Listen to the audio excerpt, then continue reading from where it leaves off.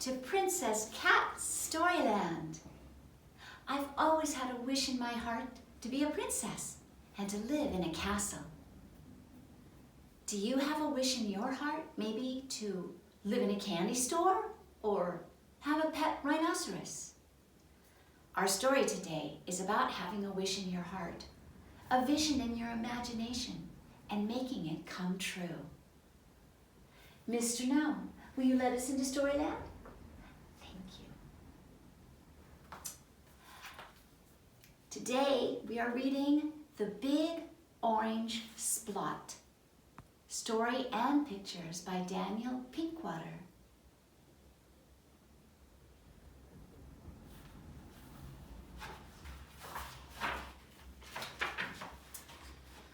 Mr. Plumbean lived on a street where all the houses were the same.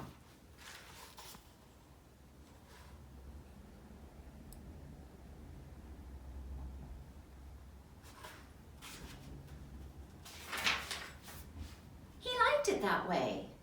So did everybody else on Mr. Plumbean's street. "This is a neat street," they would say.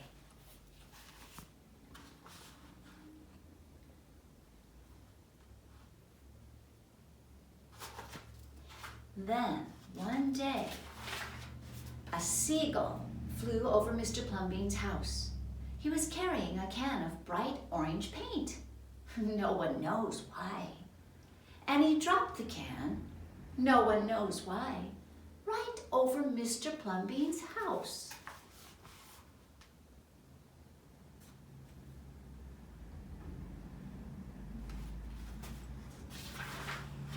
It made a big orange splot on Mr. Plumbean's house. "Ooh, too bad," everybody said. "Mr. Plumbean will have to paint his house again." "I suppose I will," said Mr. Plumbean. But he didn't paint his house right away.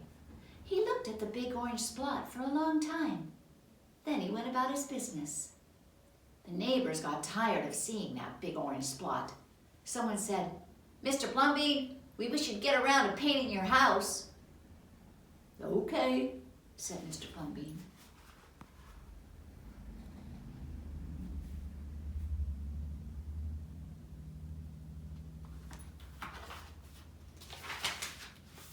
He got some blue paint and some white paint, and that night he got busy. He painted at night because it was cooler. When the paint was gone, the roof was blue. The walls were white, and the big orange splot was still there. Then he got some more paint. He got red paint, yellow paint, green paint, and purple paint. In the morning, the other people on the street came out of their houses.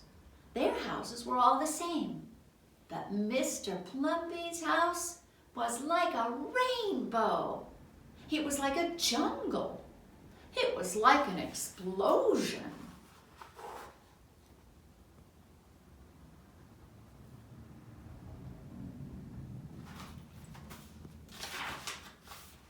There was the big orange splot, and there were little orange splots.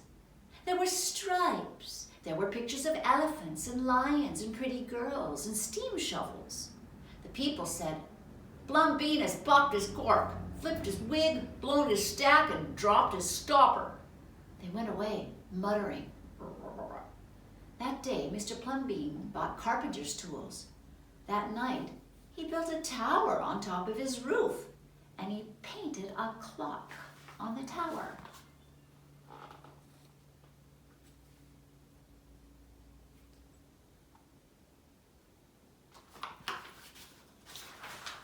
The next day, the people said, "Plumbean has gushed his mush, lost his marbles, and slipped his hawser." They decided they would pretend not to notice.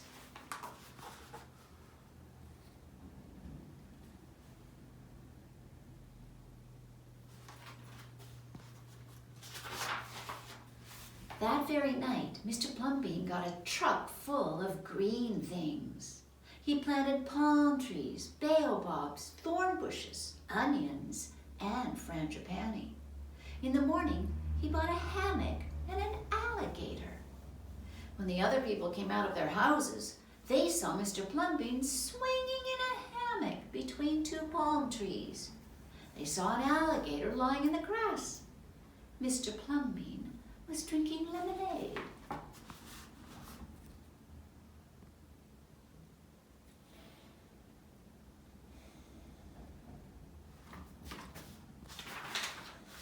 Plumbean has gone too far. This used to be a neat street. Plumbean, what have you done to your house? People shouted. My house is me and I am it. My house is where I like to be, and it looks like all my dreams, Mr. Plumbean said. The people went away. They asked the man who lived next door to Mr. Plumbean to go and have a talk with him. Tell him that we all liked it here before he changed his house. Tell him that his house has to be the same as ours so we can have a neat street.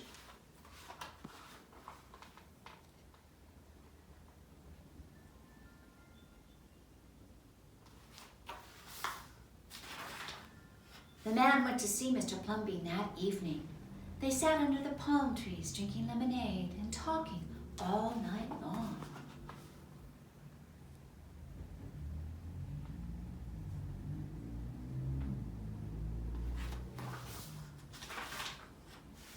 Early the next morning, the man went out to get lumber and rope and nails and paint. When the people came out of their houses, they saw a red and yellow ship next door to the house of Mr. Plumbean.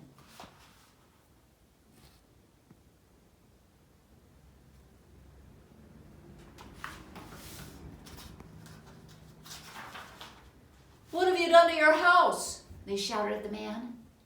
My house is me, and I am it.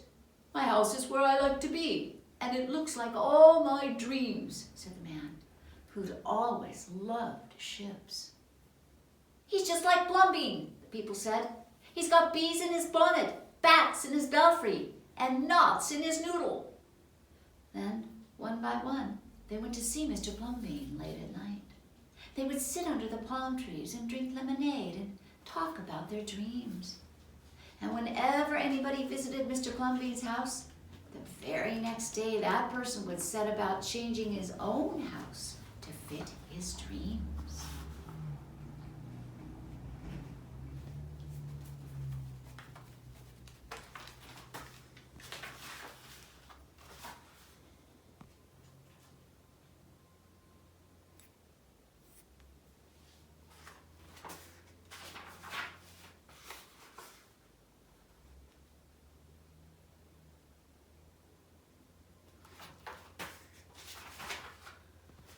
Whenever a stranger came to the street of Mr. Plumbean and his neighbors, the stranger would say, "This is not a neat street." Then all the people would say, "Our street is us and we are it. Our street is where we like to be, and it looks like all our dreams."